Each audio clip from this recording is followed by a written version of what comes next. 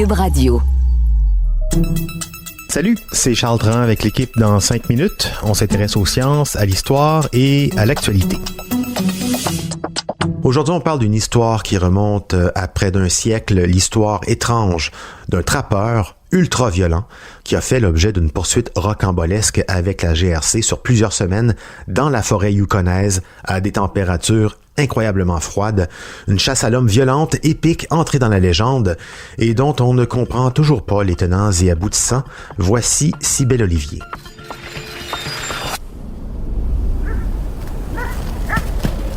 Noël 1931. À 300 km au nord du cercle arctique, des policiers de la GRC, guidés par des pisteurs autochtones, sont envoyés pour interroger un mystérieux trappeur accusé d'avoir vandalisé des lignes de trappe. Mais rendu là sans avertissement, un policier est tiré puis abattu par le trappeur fou. Pendant 49 jours suivant le meurtre, le fugitif est entraîné dans une poursuite historique dans le Grand Nord canadien. Il échappera aux coups de feu, à la dynamite et survivra dans l'un des climats les plus rudes de la planète jusqu'à sa mort en février 1932. Sur son corps, la GRC trouve 2400 $ cash, mais rien pour identifier qui il est et pourquoi il semblait en fuite. Il trouve aussi un pot de verre contenant 6 dents humaines. Et là, à ce moment, la GRC et le public, au fait de l'histoire, commencent à supposer que le trappeur fou pourrait être en fait responsable d'une série de meurtres non résolus dans le Grand Nord. Alors la GRC prend les empreintes digitales, plusieurs photos. Les preuves sont partagées avec les services de police à travers l'Amérique du Nord, mais aucun indice sur son identité n'est jamais trouvé. Après, le mystérieux hors-la-loi est enterré, sans cérémonie, au bord de l'océan Arctique. Au-delà de l'histoire, cette chasse à l'homme est devenue une légende du Grand Nord canadien. Il y a beaucoup de choses qu'on comprend toujours pas. Le trappeur fou apparaît pour la première fois dans l'Arctique canadien durant l'été 1931. Il est arrivé avec un gros sac à dos, des armes et beaucoup d'argent. C'est là qu'il fait la rencontre de Spike Millen, un gendarme de la GRC. Et le trappeur affirme s'appeler Albert Johnson. À leur rencontre, Millen lui demande si tout va bien, s'il sait à quoi il va faire face dans le Grand Nord, mais plutôt que de recevoir une réponse normale, polie, Johnson lui dit de le laisser tranquille et qu'il veut rien savoir de la police. C'est là que les gens de la région ont commencé à parler et surtout à croire que Johnson fuyait vraisemblablement quelque chose parce qu'il voulait pas être trouvé. Après leur rencontre, le trappeur disparaît dans les bois, loin des gens. Il va passer le reste de l'été à construire une petite cabane et à se préparer pour l'hiver.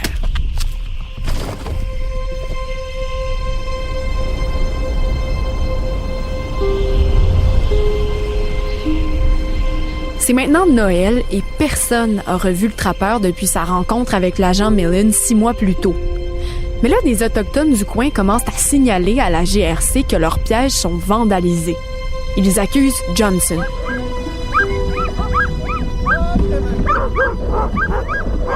Trois agents partent alors pour une randonnée de 2 jours en traîneau à chien jusqu'à la cabane du trappeur. Mais en arrivant, impossible de parler avec Johnson. Leur échange se termine en coup de fusil tiré par Johnson, passant en un cheveu de tuer un policier. La GRC doit revenir avec du renfort 2 semaines plus tard. Son but, le capturer, mort ou vif. Mais les policiers étaient loin de se douter que la cabane était en réalité une mini-forteresse de défense. La GRC lance un assaut qui mènera une bataille de 9 heures contre Johnson, seul et très bien armé. Ils iront même jusqu'à utiliser de la dynamite pour en finir avec le trappeur détraqué.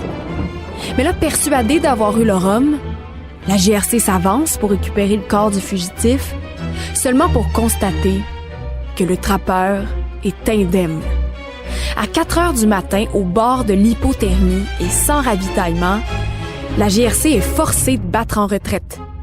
Alors qu'ils rentrent chez eux, l'histoire raconte qu'ils entendent le trappeur pour la première fois. C'est le rire d'un fou. 6 jours après l'assaut, le trappeur est introuvable, disparu dans l'Arctique. La GRC rassemble 40 hommes, dont les meilleurs pisteurs autochtones, et là démarre la chasse à l'homme. 2 semaines plus tard, toujours rien. Il fait moins 60 degrés. Et là, juste quand les policiers commencent à se dire que le trappeur n'a pas pu survivre au froid, trouvent des traces à plus de 80 km de sa cabane. Un homme seul, mal équipé, qui marche près de 6 km par jour dans le froid, ça demandait des compétences exceptionnelles. Encore aujourd'hui, on parle d'un exploit de compétences surhumaines de la part d'Albert Johnson. C'est 7 mois après leur première rencontre que Spike Millin et Albert Johnson se retrouvent face à face. Le 17 février 1932, au Yukon, la GRC fait feu sur lui et l'abat. Le dénommé trappeur fou nous a laissé bien peu d'informations sur lui, entraînant dans la mort son identité.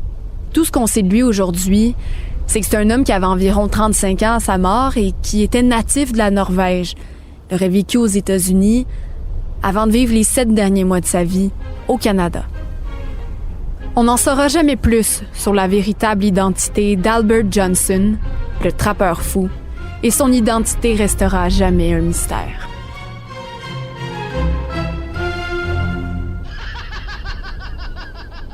Ouais, en mars 2007, le Conseil autochtone d'Aklavik vote pour autoriser l'exhumation du corps d'Albert Johnson, espérant offrir enfin des réponses à cette mythique énigme. On y découvre que le trappeur serait né en Norvège et aurait grandi aux États-Unis avant de vivre les 7 derniers mois de sa vie au Canada.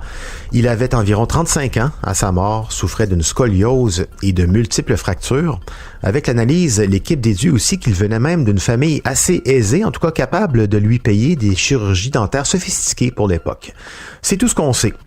Merci Cybèle Olivier, c'était en 5 minutes.